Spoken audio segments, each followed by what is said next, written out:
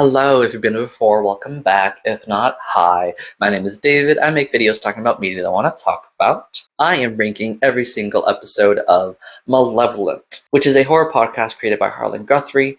He writes it, directs it, edits it, voice acts, scores, does every single thing for this show. Shout out to Harlan Guthrie. Malevolent follows Arthur Lester, a PI in Arkham 1920s, who becomes bound to a fragment of the King in Yellow, who is called John. And they work together because Arthur's eyesight is gone and John leads him. They work together to solve mysteries and figure out what is going on in the world. This show encompasses 6 seasons, and so I am hoping to record all the ranking right now. We'll see how far I go, but I know at least I'll do season 1 and 2. I am releasing these videos in 3 parts. The first part will be seasons 1 and 2, then 3 and 4, and then 5 and 6, because that's good chunks. Each is about 20 episodes long, so that's really fun. I will base my rankings on personal opinions, impact on the story, what I think about this episode and stuff like that. It's all my own opinion, obviously. If you disagree, please let me know in the comments below. If you agree with what I say as well, please let me know down below. And above all, spoiler alert for the entirety of the show, of each season, because I will be talking about every episode with the knowledge of what's going to happen in the future. Show heavy spoilers for the entirety of the show. If you have not watched it, go ahead and do so. So let's get into ranking every single episode of Malevolent. And yeah, every season also has a distinct ranking, as I usually do, thanks to Casey Aonzo, who names her ranks. So for season 1, which has 12 episodes, we have Whispers in the background, which is the top tier. There's whenever something really cool happens, there's whispers in the background, so that's S tier. A tier is Shub Mentioned. Anytime, I really like the Shub McGrath storyline, and so whenever Shub McGrath appears or is mentioned, that's awesome, so that's A tier. B tier, middle of the road. The voices are undecided. A big aspect of the show is there are patrons, real people, who vote on decisions of whether John should do this or that. And so here, middle of the road, voices are undecided. It's just in the middle of the road, B tier. C tier is just random monster. Some issues that I have with the show is that at times it is just a random monster that doesn't do anything with the plot. So that's gonna be C tier. I don't quite enjoy it. And then lowest tier is Some Call It Madness, which is a reoccurring song used to signify the King in Yellow is doing something. All the episodes are called parts, and each episode has a chapter, 5 chapters, which encompass the voting that the patrons do, but I will only be covering the parts themselves, because that's much less stuff to actually rank. So, part 1, The Dark World, I'm going to put in Shub Mentioned A tier. I think this is a really good starting episode. It really establishes the framing device and these characters, the mysteries and everything that is going to revolve around these 2 characters. I have notes here just in case. I believe the first ever vote is to see if Arthur will kill Eddie or not. And I think that's really fun that 10 people voted 7-3 to not kill Eddie, which is really cool. Part 2, The Missing Girl, I'll put also in A tier, Shub Mentioned, mostly because Shub McGrath is mentioned. We get, Arthur learning about Shub McGrath and seeing the little clues here and there of what has happened in the past for the world with Shub McGrath and stuff like that. And, learning about Emily McFarlane and Amanda Cummings, all really good lore mystery building. So, it's ramping up as we go. And this is the episode where he does kill Eddie, I believe, right? And 5 people are voting at this point. 3 of them vote to fight with the possibility to kill, while 2 of them vote fight but do not kill, which is really great that that moment came down to 5 people voting. And then the other option was avoid fighting and run. No one voted that. Part 3, The Mansion, I'm going to put in Random Monster, because this is the signifier of it's a very random monster of the week type story early on that I'm not much of a fan of. I'm not much of a fan of, well, okay, so if it's done good, it's done good, like in early seasons of Supernatural, but I don't quite enjoy in here, because I know that there's a main mystery that we have to figure out. What is John? Why are they bound to each other? At this point, John is just the entity as well. Why is the entity bound to Arthur? What bound them? What has happened prior? What is the entity? Is a big mystery. But all of a sudden, we're now trying to figure out a different type of monster, a wraith, and it does have good consequences in the future, and has good character relationship building between Arthur and John. Just gonna say it's John right now. But overall, it felt like such a deviation that I didn't quite enjoy it.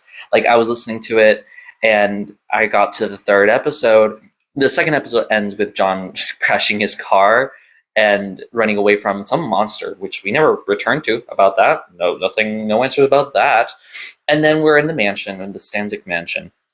And Stanzik also will eventually return, but still, everything just feels like a deviation, and I'm not a fan of those as well. Part 4, the voices, I'll be putting in Shub-Nigrath, mentioned, A tier. This is when Arthur and John encounter Kellen Holman, who is a terrifying monster, a terrifying person who I believe is being manipulated by the King in Yellow at this point. I'm not fully sure about that. It doesn't give a full answer, but he's definitely a good antagonist for this one episode.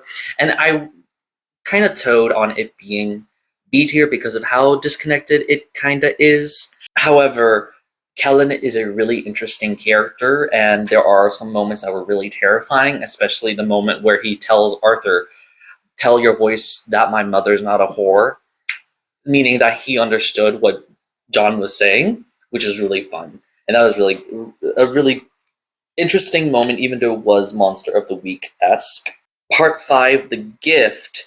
I'm putting in middle of the road. The voices are undecided. I am undecided about this episode. There's some good things, there's some bad things. Good things, we have Adam Fry, the voice that is manipulating Arthur, the King in Yellow, which we will eventually learn. So that's really fun. However, the chase sequence in the hospital, it was important, yes, but also it's just a chase sequence. And in these audio stories, it's really difficult to make some of these compelling, and even in like live action animation, whatever, in my opinion, it's difficult to make something like that compelling and interesting to watch. So listening to it's a little hard to do that, but there's good things and bad things about this episode, so it teeters on the edge for me, so I'll just keep it in the middle of the road.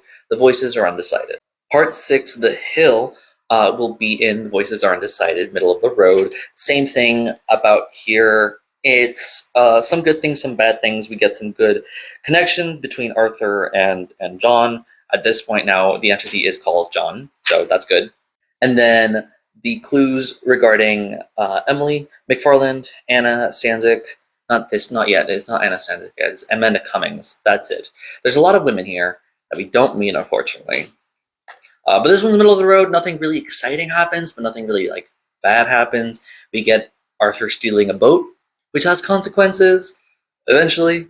Oh, this is when we first get Faro's song mentioned, Faro's name mentioned as well, which is really exciting as well. Part 7, The Island, is going in. The voices are undecided. Some good things, some bad things. I feel like the lighthouse keeper thing could have had more of an impact, but it didn't.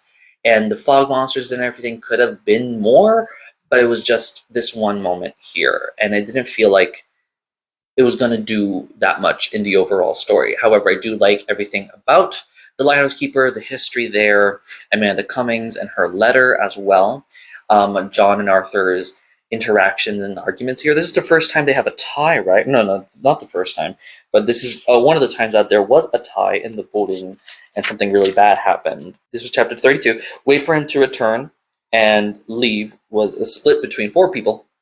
Eight people voted, and so there was a tie, so something really bad happened, and it did. Part 8, The Caves, is going in S tier, whispers in the background, mostly because this is where we hear a lot of these whispers in the background, but we have Arthur investigating the caves underneath the lighthouse in the Lake Crawford, was it, right? And this is really fun because we get a lot of lore regarding Shub-Nigrath, and also what the fuck happened in the past with Antoine and Henry, Emily McFarland, etc. And all of that is really fun. The letter that Arthur finds and John reads from Amanda to Anna Stanzik. Yeah, Amanda Cumming / Sarah to Anna Stanzik, which we will eventually learn. Really good, really fun moments. And then the widow monster woman could have been something like a monster of the week moment. Could have been something like the hound in part 5. But it wasn't. It wasn't that. And so I'm really happy that it was used to further Arthur and John's story, because Arthur kills the monster. There was a vote for that. What was the vote? In my notes, I have all the votes listed as well, for some of them at least. There was a vote between kill the widow or wait for her to enter. 10 out of 14 people voted to kill the widow. And that had implications for John, because Arthur was like, that's a monster. But John was looking at this widow as someone who is manipulated by these forces that he's a part of. So if she's a monster, what is he? And so that caused a lot of friction. And then at the end of it kind of dips down, because then we get into, I think this is one of their first divorces in the fandom, from what I've seen, is Jarthur, the ship name between Arthur and John, have a lot of divorces, and when they have huge arguments, and this fight with the monster, killing the widow, causes a really big argument, and Arthur is left blind, and then gets picked up by police because he stole a boat. Consequence from part 6, and then the lighthouse keeper being dead from part 7. So a lot of things pile up on top of Arthur, which is really fun. Part 9, the boat, I'm going to put in Random Monster. This had such potential to be really good and amazing. And honestly, it was. It was written very well. It was paced very well, the investigation on the boat. But I didn't like that it just wasn't anything. It didn't amount to anything beyond Arthur almost dying and using the Wraith, or the Wraith coming back to help him not die. He also doesn't die. He just gets to the edge of it, and then the Wraith saves him, and I'm not much of a fan of that, honestly. I wish he would have just died, and then the Wraith would have come up. That's just semantics. But, yes, the monster in the lake, really cool, but I wish it was actually something important in the story, and then not just some random-ass monster that they encountered. They could have absolutely not encountered. And something that cool, you want to have it affect the story. I wanted them to come back to this, but they never did, at least in Malevolent, in Blackstone. So that's fine. I'm putting it in Random Monster because I am angry that we don't return to this really cool monster to get some closure about it, Part 10, the hotel, I'm also putting in Random Monster, mostly because it is a huge chase sequence similar to Part 5, but there is less in that episode to bump it up to middle of the road for me. Early in the episode is really the best part for me, which is when we get Arthur has a memory of Thoreau and playing the piano, and he also talks to, this is when they get to, no, it was in episode prior? Yes, we do get the Vanguard of this episode, and that's Vanguard continues throughout the entire show, so really great moment there. But the rest of it, exploring the hotel, big huge rodent monster, doesn't do anything for me. I don't enjoy that chase sequence, and it's almost the entire of the episode is that chase sequence. I don't care anymore. I do like the end when they meet like the guy in the hotel room, and they're like, what do we do? And then there's a vote called. But that consequences come up for the next episode. And part 11, the sect, is going to be in Shubnagraph mentioned. I was really happy with this episode. We're coming off of the hotel, big chase sequence. Now we get into the actual mystery and the actual investigation of what the fuck is happening with the King in Yellow. At this point, they know about the King in Yellow. They know about the cult of the King in Yellow and stuff. And I wanted to point out, I have read the 4 short stories of the King in Yellow. And here, I have to use both hands, don't I? There's, a lot of talk about the King in Yellow symbol. And I realized that this is the symbol that they're talking about here. And so this is just a culmination of everything that they have learned about up until now regarding the King in Yellow. And so I'm really happy about that here. The Elderwood Inn, that's the hotel called. Using the pallid mask and having it, you can, when you put it on, you can see more things. So cool. I could do without the spider chase, but it's not that long, which is good. And then it leads to a really great conclusion in part 12, the end. This is also going in Shub mentioned A tier. Really happy with this episode. The finale of season 1 has Arthur and John traversing into the city. It has a name, doesn't it? The Sleeping City. And I could very much do without the frog monster as well, but at least it was not that long, and it was actually a pretty interesting antagonist to deal with. And then in the Sleeping City, dealing with learning more about what the king wants and what the king is and what John is and what do they as a pair want. Really fun moments here. The cult aspects are just so immaculate and so well written. I really enjoy those. And then when they go to that like an amphitheater, and Arthur and John are trying to decide what to do, and the leader of the cult, who just is unnamed, talks to them.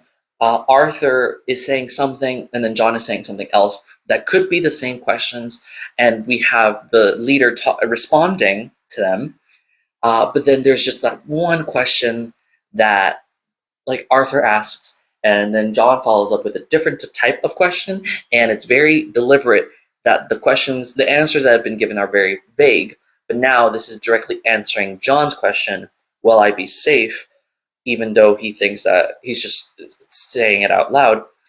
The cult member hears him. Really cool moment. It called back to how Kellen seemed to hear him as well, so I was really excited about that moment. And the resolution of the king manages to get John into to combine themselves and become whole, and he wants to possess Arthur's body, and he's trying to kill Arthur, but Arthur has to maintain his memory of Faroe to stay alive. And there's this argument because at this point we don't know Faroe, we just witnessed something happening with Faroe, and the king is like, why will you not let go of this memory? With you hanging on this memory, John will not let you die.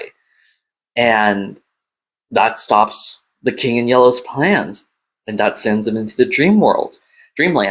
And that's just so well established, well written. I was really happy with how this season ended. So this is the final ranking of the episodes. I do have, part 8, the top of the ranking. That makes sense to me. And then honestly, yeah, like parts 1 and 2 are just amazing pieces of work, followed by the last 2 episodes. So it's a good bookend for this season. And then, Kellen is pretty good as well. And then I just rearranged a little bit of the mid-tier, and then the lowest tier, the least favorite. Like I said, the first part of part 9, pretty good. The Stanzik Mansion, not that great, and it sort of just repeats with 10. I just did not like that rodent monster. I didn't care for that. Hi, Editing David here. Completely forgot to record a sort of final thoughts about season 1. I think it was a pretty solid season. It's pretty good starting off season. I feel like, Harlan Guthrie's still trying to gain his footing and figure out how to write these things and how to, work with the voices as well for the voting. And so I think it was just a pretty good, well-rounded season. And I mean, first seasons are generally never anyone's absolute favorite, but I think it did a really good job in enticing you to want to learn more about these characters and follow these characters, and it really lands its ending really well and sets up for the continuation, season 2, with a really fun cliffhanger, quote unquote. And so I think it's just a very successful season for what it wants to do. Is it my favorite? No. Will I re-listen to it. Maybe like the more lore-heavy episodes, but generally it's fine. It's good, and there is definitely better seasons, definitely worse seasons. So, you know, you'll see it reflected in the ranking. I forgot to do this for season 1. Season 1 is episodes parts 1 through 12, which covers John and Arthur in Arkham. Season 2, which has this cover art, is following Arthur and John in the Dreamlands, and is 8 episodes long, finishing at episode 20. The ranking levels here for S tier, we have Glowing Creature, I Would Die For You. This is in reference to the glowing creature that appears in part 16, I want to say, which is just a glowing axolotl that flies and is really cute. Probably the best part of the entirety of Malevolent is this cute creature. So that's S tier. A tier is Mentioned. This is when we start learning about Arthur's background, Arthur's past, and his daughter. And so this is A tier because is such an integral part of the show. She hunts the narrative, basically. And so I wanted it as A tier. B tier is not able to shower the entire season that Arthur is in the Dreamlands. He cannot shower. So imagine how that must feel for him. I already get stir crazy if I have not showered for a day. So imagine traversing all of that. For C tier, we have Arthur divorce proceedings. This is, bad thing happened. Arthur and John are divorcing again. And this is C tier because I'm not quite enjoying that because I don't want them to divorce. And then F tier, D tier, whatever, the lowest tier, Gug Food. The monster that we will see in part 17 is called the Gug. And it's food. I forget exactly the mechanics of it. Either regurgitates it or eats it and then regurgitates it or something like that. It just leaves this mucky, fleshy pile of really bad stuff. So that's going to be the lowest tier. So starting off, we have part 13, the Dreamlands. This is the introduction of the Dreamlands. Arthur and John are in the Dreamlands. I'm going to put this in for Mentioned, A tier. This is a really good beginning episode.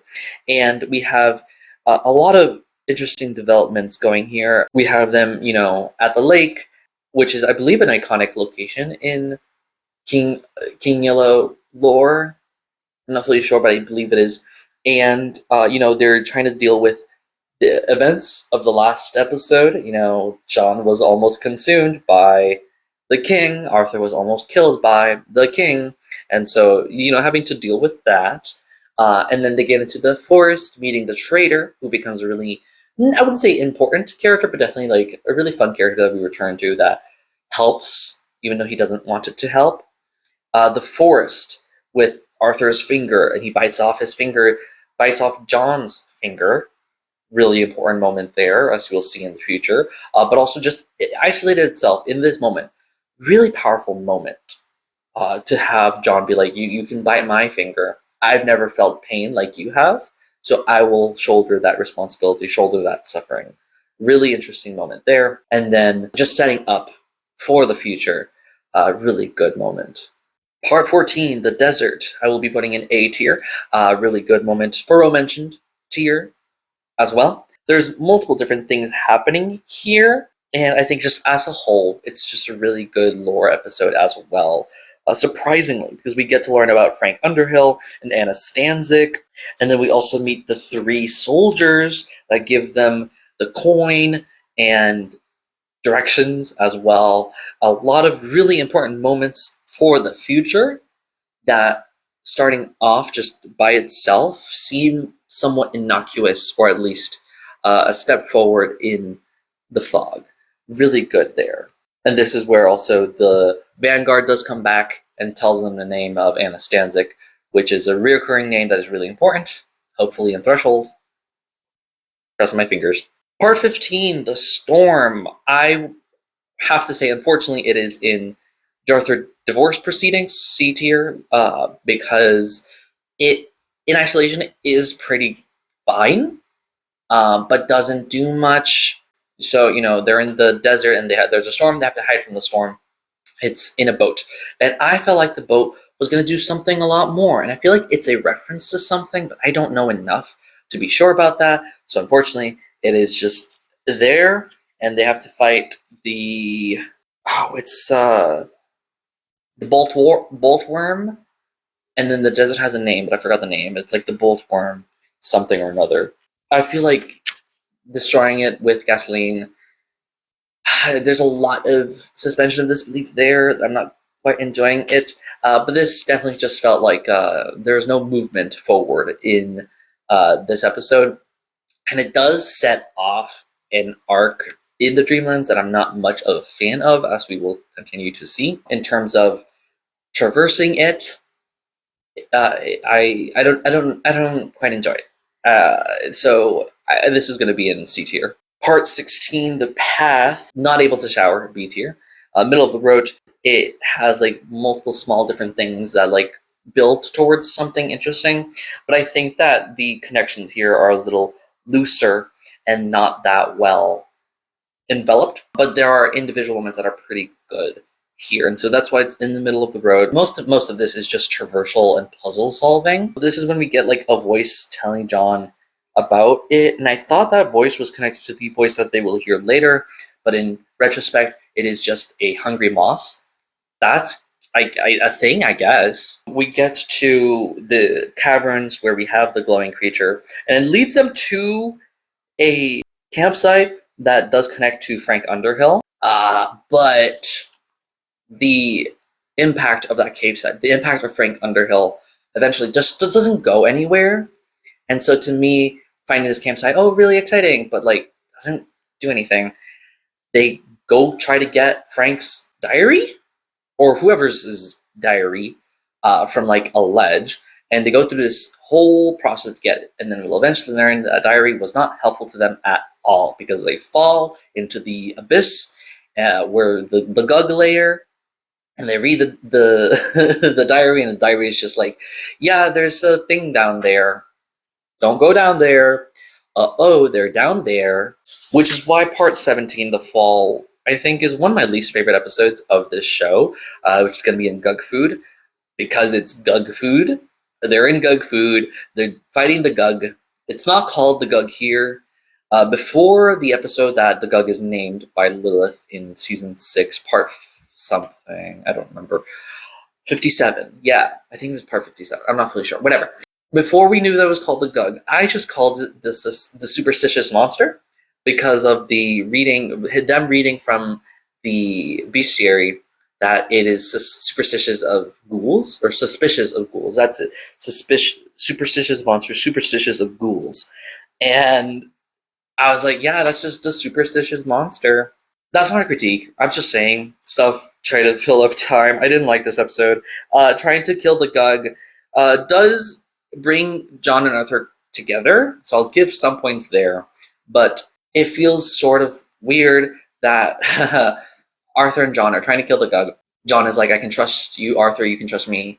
And Arthur's like, no, you can't trust me, and I let my daughter die. And then they push the boulder to kill the Gug. And I feel like that moment could have hit harder if it was in a different location, different time and place, basically, is what I'm saying. And I didn't really enjoy it here. And it just felt like a slog to get through because they keep going back and forth with what they're trying to defeat the Gug, and I just did not enjoy it. It was a slog to get through. Part 18, the madness. We are starting to go up towards the good ending, or not the good ending, but like a good ending, starting with the madness, which is when we have Arthur and John. Sorry, this is going to be in Furrow mentioned, A tier, so really good episode here. We get close to the King in Yellow, and the King in Yellow begins to manipulate Arthur and John and causes another Jarthur divorce. This is when we actually get actual Jarthur divorce proceedings. Before, on the boat and the caves, they had their first fickle fight. That's fine. They got it together. But now here, the king manipulates them to actually have a big fight that is really important and really damaging to each other. And I don't like it, but it's good because the King in Yellow, it shows how menacing the King in Yellow can actually be by manipulating them to fight like this. You know, we have it impersonating Frank and using Arthur's hope against him, and then Arthur eventually rejects both voices in his head and just goes at it blind, and that very seamlessly transitions into the madness scene. And those moments are so cool because it rewards like paying attention. It rewards you for, you know, where this moment happens, you know when this moment happens, you know why this moment is really important, etc. And so that is just really amazing writing and really great soundscape as well, because it was such a ease into the madness that the sounds used really well integrated and helps you immerse yourself in this moment. So it's really such an amazing moment there. Part 19, The Prison, is going in, for mentioned, A tier. Really good moment here. We have a time skip, time jump. How many days? 85 days in the prison pits. That's nearly no, a month is 30 days. So nearly 2.5 months stuck in the prison pits. Imagine that, you know, without showering, without being able to shower. And really great, like they are able to, Arthur and John are able to like reconcile after all this time. Eventually we'll learn what happens with Faust, but it has some implications, some clues as to Faust and, you know, how that affected both of them. And then, you know, Arthur being able to jump out of the pit without John's help, which sets up other moments in the future of him being able to do stuff without needing assistance, visual assistance. Really good, really well written, that it sets it up that that's possible, that he can do that. I'm going to say it right now before I forget. When he jumps the ledge from Larson's estate on the wall, he jumps to the other ledge without John's help. Good. That's just like this moment. And then the other one I can remember, that I'm trying to remember because I literally just had it in my mind. I'm trying to grasp it back in my mind. The horse. When Arthur has to just get on a horse. Less stakes there, but he just gets on a horse without John's help. So that's set up here. We also get Lorik the Canna, that's it, Canna, because the traitor had said before to Arthur and John, he can't respond to the questions. He's not a Kana. Kana, I don't, whatever. But we finally do meet Lorik, and that's really good. He, you know, will eventually become really important later in season 6, but still it feels like he's really important right now as well. Oh, this is also where Lily the cow thing is. Do we know what Lily is? The cow? I am not fully sure if that's an actual monster or not. That's a really important moment there. You know, I have to say, John returning to his month in exile while Arthur was in a coma after the events of Kellen, that caused him to have more humanity, see humanity in a better light, is really good. But the fact that he keeps returning to Lily the nurse, who keeps just calling him John Doe, from the beginning, without the fandom, I feel like it was more turning towards a human sort of being attracted to the nurse, like John being attracted to the nurse and using her as like a, you know, you've seen these in like TV shows and movies where it's like, I'm going to use this woman character to move my own story, a plot device. As the story kept going and as the fandom kept growing, and I feel like it shifted away from that and more towards like hope and seeing humanity for what it is. But early on here, it feels very cliche and very, yeah, I was attracted to Lily because she was nice to me and she's woman, I'm man.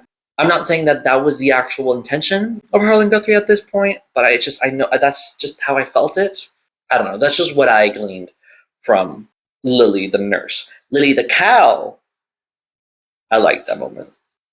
And finally, part 20, The King, is going in Glowing Creature, I Would Die For You, S tier, best episode this season.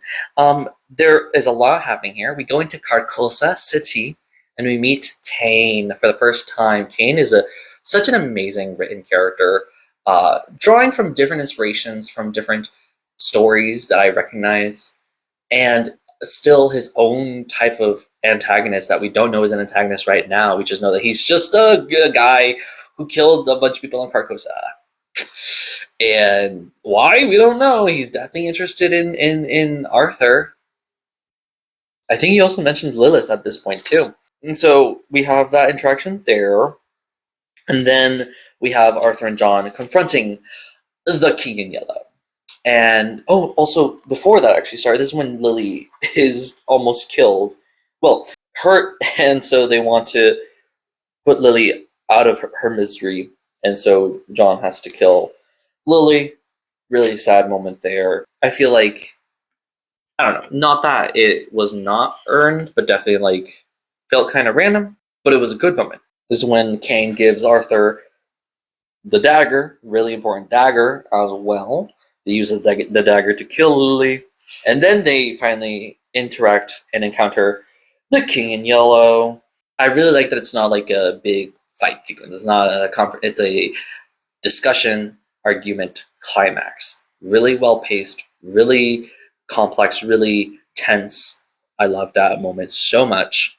Arthur using Cain's word to justify to himself to say, you know what, I reject all of this. Let me kill myself and stop the King in Yellow's plans.